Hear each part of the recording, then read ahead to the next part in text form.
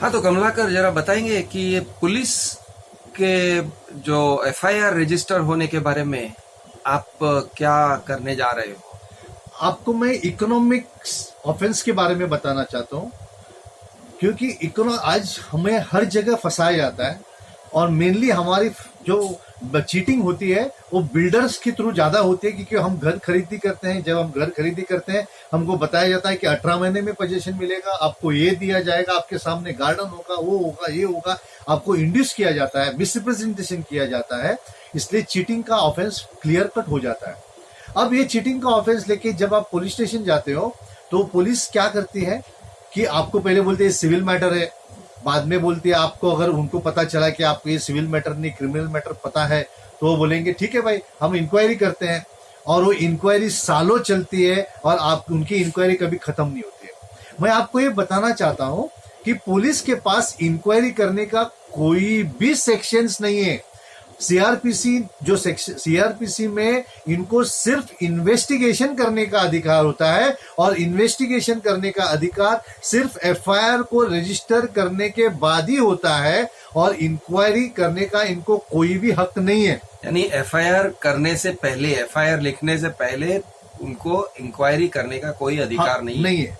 मगर ललिता कुमारी जजमेंट ने उनको ये इंक्वायरी करने का अधिकार दिया, मगर ये इंक्वायरी करने का अधिकार बहुत लिमिटेड है कि उनकी इंक्वायरी 8 दिन के अंदर कंप्लीट होनी चाहिए। ये जो 8 साल तक चलाते, 8 महीने तक चलाते, वो नहीं चलेगी। 8 दिन में होना चाहिए। और इंक्वायरी किया मतलब क्या है ये आपको जानना जरूरी है, क्योंकि पुलिस हमको बेवकूफ बनाती है कि हमको स्टेटमेंट रिकॉर्ड करना है, हमको इसको बुलाना है, इसको। पुलिस किसी को भी नहीं बुला सकती है, ये आप ध्यान में रखिए। पुलिस इंक्वायरी में किसी को भी बुला नहीं सकती है। पुलिस को हमारे कंप्लेंट सच्ची है या झूठ है इसका टेस्ट करने का कोई भी अधिकार नहीं है। तो सुप्रीम कोर्ट ने उनको इतना ही फैसिलिटी दी है कि आपने जो कंप्लेंट लिखा हुआ है, वो लिखा हुआ कंप्लेंट में कॉग्निजेबल ऑफेंस दिखता है क्या। मगर वो अगर दिखता है तो उसको एफआईआर रजिस्टर करना है, और अगर नहीं दिखता है तो आपको 2 दिन में या 7 दिन में बताना है कि भाई आपका कॉग्निजेबल ऑफेंस नहीं होता है, इसमें हम कुछ नहीं कर सकते हैं। मगर पुलिस ऐसी नहीं करती है। पुलिस महीनों सालों इंक्वायरी करती है, और ये इंक्वायरी इलीगल है। मतलब इंक्वायरी के बहाने से वो टालम टाल करती है, और जो रिच एंड पावरफुल को बचाने की कोशिश करते हैं। और 154 154 सेक्शन सीआरपीसी में इट इज मैंडेटरी, मतलब पुलिस को एफआईआर नहीं रजिस्टर करते हैं, कर सकते हैं, ये बहाना दे ही नहीं सकता है, और इनको करना ही है। और अगर वो नहीं करेंगे तो 154 सबसेक्शन 3 में आपको डीसीपी के पास जाके एप्लीकेशन करना है, और 154 सबसेक्शन 3 में डीसीपी को उसके ऊपर एक्शन लेना है। हमारे ज्यादातर ये एक्सपीरियंस है कि डीसीपी क्या करते हैं, एनए नेसेसरी एक्शन करके नीचे भेजते हैं। ये जो डीसीपी करते हैं वो गलत है, गैर कानूनी है। और ये दोनों चीज पे आप वो डीसीपी और इन्वेस्टिगेटिंग ऑफिसर और सीनियर पीआई पे 166 217 के तहत, आईपीसी के तहत उन पे आप प्रोसिक्यूशन लॉन्च कर सकते हैं, और प्रोसिक्यूशन लॉन्च करना चाहिए। उसके लिए हम आपको चाहिए तब मदद करेंगे, सब फॉर्मेट्स देंगे। अच्छा, आप ये बताएंगे जैसे आपने कहा बिल्डर्स के अगेंस्ट चीटिंग का केस में भी एफआईआर नहीं दर्ज किया जाता है, ये एक कॉमन एक्सपीरियंस है। तो अब आप बताएंगे कि मेथोडिकली पुलिस को कैसे मजबूर किया जा सकता है एफआईआर रजिस्टर करने के लिए। देखिए, आप जब पुलिस स्टेशन जाते हो तो पहली बात यह है कि आप ओरल कंप्लेंट कभी भी नहीं देना, क्योंकि 154 क्या बोलता है कि आप any oral complaint shall be reduced in writing. और वो लिखने के टाइम पे वो क्या लिखते हैं वो आपको नहीं समझता है, और जो आपको लगता है वो कायदा नहीं होता है, कायदा कुछ अलग ही होता है। तो जब आप किसी भी पुलिस स्टेशन में जाते हो तो रिटर्न कंप्लेंट लेके जाइए, और रिटर्न कंप्लेंट भी जिसको कायदा मालूम है उससे पूछकर कंप्लेंट कीजिए, उससे पूछकर कंप्लेंट कीजिए। नहीं तो आपकी कंप्लेंट सिविल करके या आपके कंप्लेंट में ऑफेंस दिखता नहीं करके वो क्लोज करेंगे। It does not disclose criminal commission of offence. अब पुलिस के पास आजकल ललिता कुमारी जजमेंट के बाद में पुलिस ने और गवर्नमेंट ने एक नया ये निकाला है कि वो ऑर्डर के खिलाफ सर्कुलर पास करने का। कोई भी नोटिफिकेशन या कोई भी सर्कुलर ये सुप्रीम कोर्ट के या हाई कोर्ट के ऑर्डर के खिलाफ नहीं हो सकता है, ना ही वो मेन कायदा जो है, मेन लॉ जो है उसके खिलाफ हो सकता है। मगर हमारी ये दुर्दैव है कि हमारे गवर्नमेंट और हमारे पॉलिटिशियंस और हमारे head of the departments illegal और इनकरेक्ट सर्कुलर्स निकालते हैं जो बेसिक लॉ को अगेंस्ट होता है and it defeats the purpose and spirit of the law. उसके लिए हमको लड़ना है। अब दूसरी बात है कि हमारे पुलिस क्या करती है कि आपके कंप्लेंट बीएमसी के पास भेजती है, आपके कंप्लेंट हाई पावर कमेटी के पास भेजती है, आपकी कंप्लेंट और किसी के पास भेजती है। आपको मैं बताना चाहता हूं कि पुलिस को यहाँ भेजने का, किसी भी जगह भेजने का कोई भी अधिकार नहीं है। अगर आपकी कंप्लेंट वो भेजते हैं तो वो गुनाह कर रहे हैं। 166, 167, 217, 218 इसमें वो गुनाह करते हैं। 166 क्या बोलता है? सीआरपीसी 156 आईपीसी 166 जो गुनाह होता है वो आईपीसी में होता है। आईपीसी के सेक्शंस होते हैं वो गुन्ने के सेक्शंस होते हैं, सीआरपीसी के सेक्शन होते हैं वो प्रोसीजर्स के होते हैं कि तो ये आईपीसी में गुनाह कर रहे हैं। हाँ, गुनाह वो आईपीसी का ही होता है। जी जी बोलिए। और जो प्रोसीजर होती है वो सीआरपीसी की होती है। Got it. हाँ, तो आपकी अगर कोई भी कॉग्निजेबल कंप्लेंट अगर पुलिस किसी और के पास भेजती है, एक, या गलत तरह से इंक्वायरी करती है, 2, 8 दिन के ऊपर इंक्वायरी करती है, 3, या एफआईआर रजिस्टर किए बगैर सामने विटनेस को बुलाती है, एक्यूज को बुलाती है और स्टेटमेंट रिकॉर्ड करती है, 4, तो आप राह मत देखिए, आप immediately 154 subsection 3 of CrPC DCP के पास जाइए। उसी दिन आप सैंक्शन को एप्लीकेशन कीजिए। सैंक्शन इसलिए चाहिए क्योंकि आपको इनको प्रोसिक्यूट करने के पहले, उनके ऊपर एफआईआर दर्ज करने के पहले गवर्नमेंट ने ये नया कायदा लाया है जो गलत है, लोगों को परेशान कर रही है कि जो करप्ट है उनके खिलाफ आप आराम से कायदा नहीं कर सकते, उनको प्रोसिक्यूट नहीं कर सकते। इसलिए हमको सैंक्शन का एप्लीकेशन करना पड़ेगा।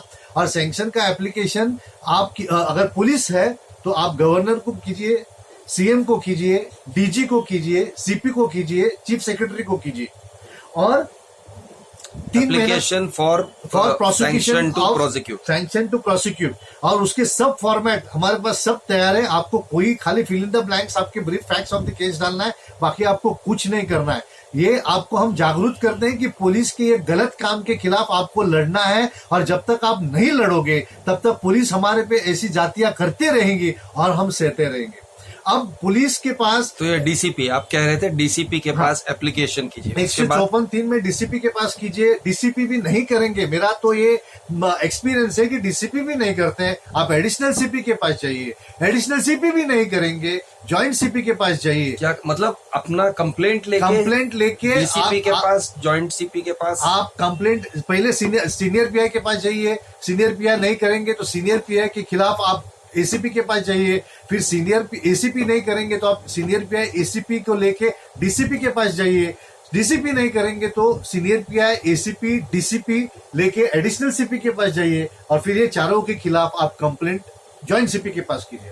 तो ये करने से क्या होता है कि इसकी गलत काम करने की जानकारी ये चारों ऑफिसर्स की होती है, और कानून के तहत जब इनको पता चलता है कि कोई गलत काम हो रहा है तो उसको रेक्टिफाई करना ये इनका मैंडेटरी ड्यूटी होता है। और इसीलिए इनके ये नॉलेज में लाना ये हमारा फर्ज होता है। ये जब आप करते हो तो उसी वक्त application for sanction to prosecute these 4 officers, आप सिर्फ सब इंस्पेक्टर या पीआई के खिलाफ मत जाइए, क्योंकि ये बहुत छोटे लोग हैं, ये कुछ नहीं कर सकते हैं। इनके ऊपर ये जो बड़े ऑफिसर्स हैं वो गलत सर्कुलर्स निकाल के, गलत दबाव करके इनसे एफआईआर रजिस्टर करने नहीं देते हैं। इसलिए सभी ऑफिसर्स के खिलाफ आप एप्लीकेशन कीजिए सैंक्शन फॉर प्रोसिक्यूशन, और 3 महीना रखिए, उसका राह देखिए। 3 महीने में अगर उसको सैंक्शन नहीं मिलता है तो इट इज डीम सैंक्शन। वो आपको कुछ भी रिप्लाई नहीं देते हैं तो वो डीम सैंक्शन होता है। और बाद में कोर्ट के पास जाइए और कोर्ट के पास इनके खिलाफ आप गुनाह रजिस्टर करने के लिए एप्लीकेशन कीजिए। मगर कोर्ट मतलब मैजिस्ट्रेट कोर्ट, ये जो एप्लीकेशन है वो मैजिस्ट्रेट कोर्ट ही लेगी। आप हाई कोर्ट में कभी भी मत जाइए, क्योंकि हाई कोर्ट बोलेंगे आप मैजिस्ट्रेट कोर्ट के पास जाए तो आपका टाइम और पैसा वहां बर्बाद हो जाएगा। और ये मेरी आपसे विनती है कि खुद एप्लीकेशन मत कीजिए। मैं फॉर्मेट आपको सब दे सकता हूँ, सब दे दूंगा, मगर वकील कीजिए, क्योंकि वकील को रोज वो काम करके आदत होती है। वो मजिस्ट्रेट को जैसे चाहिए वैसे सब कुछ दिखा सकता है, बता सकता है और आपके केस को स्ट्रांग कर सकता है। कमलाकर, एक तो आपका नंबर बोलिए। गौरंग का नंबर देता हूँ। Gaurang has got all. अच्छा, वो आपको कनेक्शन कर देंगे। हमारे गौरंग जी है, हमारे पेटिशन ग्रुप है, हमने सब फॉर्मेट, गौरंग वोरा जी है, वो उनके पास हमने सब फॉर्मेट दिया, उन्होंने सब इंटरनेट पे डाला हुआ है, उन्होंने सब कुछ किया हुआ है। हम उनको उनके नंबर आपको हम दे देंगे और वो फॉर्मेट का पूरा फायदा लीजिए और हमारे खिलाफ बिल्डरों को गलत काम करने का मौका मत दीजिए, उनके खिलाफ लड़िए और जो पुलिस इन बिल्डरों को मदद करती है उनके खिलाफ भी लड़िए और ये उनको बता दीजिए कि वी हैव अलर्ट सिटीजन्स और हम आपकी गलत चीज तरीके की दादागिरी नहीं से। आई थिंक गौरंग वोरा का नंबर है 9869195785। Right, okay. So Gaurang Vora ji आपको पूरी तरह से इसकी मदद करेंगे। राइट। तो आपको ये सब एप्लीकेशंस आप कह रहे हो कि फॉर्मेट सब तैयार है, ये फॉर्मेट्स को लेके पुलिस के अगेंस्ट ही कंप्लेंट करना है। Yes. अगर उन्होंने एफआईआर नहीं दर्ज किया। ये जिस दिन आप करोगे उस दिन पुलिस के सब सीनियर ऑफिसर्स को पता चलेगा कि भाई आज तक हम दूसरों पे एफआईआर करते थे और देखते थे अरे यार मैंने इसके ऊपर, आज अभी हमारे पे भी एफआईआर हो सकता है। ये सिग्नल हम अलर्ट सिटीजन्स, हम सिविल सिटीजन्स इन पुलिसों को देंगे कि भाई आप गलत काम मत कीजिए। मगर ये चीज जो होती है वो सिर्फ गलत ऑफिसरों के खिलाफ ही कीजिए, ऐसा नहीं कि सब भी पुलिस ऑफिसर्स गलत है। नहीं, लेकिन एफआईआर अगर नहीं ले रहे हैं तो वो गलत ही हो गए। वो गलत है नहीं, मगर आप उनको भी मौका दीजिए, उनकी भी कभी कभी उनको डिफिकल्टीज होते हैं, 8 दिन में नहीं होगा तो आपको बताएंगे तो थोड़ा बहुत उनको कंसीडर कीजिए। एकदम वो हमेशा ही गलत है वो एंगल से मत जाइए, उनको सुधारने का मौका दीजिए। 8 के बदले 15 दिन हो गया तो चलेगा, 1 महीना हुआ तो चलेगा, मगर उनके ऊपर क्योंकि लास्ट में उनपे भी दबाव होता है। वो humanitarian, this is not legal, मैं ह्यूमैनिटेरियन टच के लिए बोलता हूँ, तो उनको ह्यूमैनिटेरियन टच कर देके बाद में हमारे पास अब मौका ही नहीं है, सब कुछ उनको हमने छोड़ने के बावजूद भी अगर एफआईआर नहीं रजिस्टर करते हैं तो फिर उनको बिल्कुल मत छोड़िए। राइट। और आपने एक पीआईएल किया है इस मामले में? हाँ, मैं अभी हाल ही में, शॉर्ट में बताइए आपके पीआईएल के बारे में। हाल ही में मैंने काफी एप्लीकेशंस किए थे और मैंने एओडब्ल्यू के पास एक आरटीआई डाल दिया कि भाई आपके पास कॉग्निजिबल ऑफेंसेस जितने आए हैं उसको आपने कैसे ट्रांसफर किया है। तो मुझे उन्होंने लिख के दिया है कि उन्होंने कम से कम 150 से 200 केसेस 2015 से 2018 तक एचपीसी, एसआरए, म्हाडा और कई डिपार्टमेंट्स में उन्होंने फॉरवर्ड किए हैं और उसमें लिखे हैं कि हमने कोई इंक्वायरी नहीं की है और आप हमको बोलेंगे तो हम ये एफआईआर रजिस्टर करेंगे। ये बिल्कुल गलत है और ललिता कुमारी जजमेंट का कंटेम्प्ट है और हम ये सब लेके हम जिन्होंने सीपी, डीजी और इन पे हम कंटेम्प्ट के बारे में सोच रहे हैं और उस हिसाब से हम आगे तैयारी कर रहे हैं। अच्छा, थोड़ा सा एचपीसी के बारे में बताएंगे विस्तार में थोड़े से? ये हाई पावर कमेटी जो है उसके 5 मेंबर्स होते हैं। एक एडिशनल चीफ सेक्रेटरी होता है, ये फिर म्युनिसिपल कमिश्नर होते हैं, म्हाडा के सीईओ होते हैं, फिर एसआरए के सीईओ होते हैं और एक कोई होता है जो मुझे अभी याद नहीं आ रहा है। ऐसे 5 लोगों की कमेटी होती है जो ये हाई पावर कमेटी के मेंबर्स होते हैं। जहां तक मेरा नॉलेज है कि उनका जो स्कोप है वो सिविल मैटर्स का स्कोप है, उनको क्रिमिनल मैटर का कोई भी स्कोप नहीं है, ना अधिकार है, और वो जो अगर क्रिमिनल मैटर में इंटरफेयर करते हैं तो वो गलत है। तो हाई पावर कमेटी को कब ये रेफर किया जाता है, क्या रेफर किया जाता है?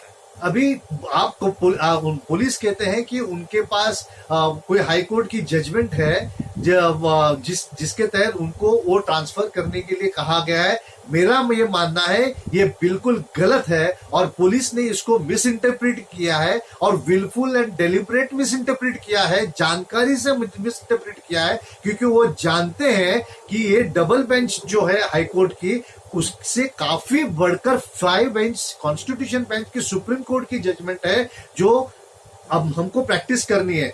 तो ये डिवीजन बेंच की जो जजमेंट है वो ललिता कुमारी जजमेंट को ओवरटेक नहीं कर सकती है। उसके बावजूद भी इन्होंने ललिता कुमारी जजमेंट को छोड़ के ये जजमेंट को पकड़ के ये गलत काम कर रहे हैं, उसके खिलाफ भी आवाज उठाने की मैं तैयारी में। नहीं, लेकिन हाईपावर्ड कमेटी को किस टाइप के मैटर्स रेफर करते हाईपावर हैं? कमेटी को इम्प्लीमेंटेशन ऑफ एसआरए स्कीम्स होती है, आपकी एलिजिबिलिटी ऑफ द मेंबर्स होती है, ऐसे सिविल मैटर्स की होती है, ना कि उनको क्रिमिनल मैटर्स में कोई तो भी इंटरफेयर। पुलिस किस टाइप का ये उनको रेफर कर रहे हैं? पुलिस आपने बताया कि बिल्डर ने हमको फंसाया, बिल्डर ने हमको टाइम पे जगह नहीं दिया, बिल्डर ने हमको हमारा पैसे से एग्रीमेंट नहीं बनाया, बिल्डर ने हमको पोजेशन नहीं दिया, ये सब होता है, चीटिंग होता है, मिसरिप्रेजेंटेशन होता है, क्रिमिनल ब्रीच ऑफ ट्रस्ट होता है। तो ये जो है हाई पावर कमेटी के जुरिडिक्शन में नहीं आता है। तो इकोनॉमिक ऑफेंस विंग ये हाई एचपीसी को रेफर कर रही है। Economic offence wing, local police station और एंटी करप्शन तीनों ये मिलके ये कांड कर रहे हैं कि पब्लिक को बेवकूफ बना रहे हैं, पब्लिक को गुमराह कर रहे हैं कि भाई आप उधर जाओ।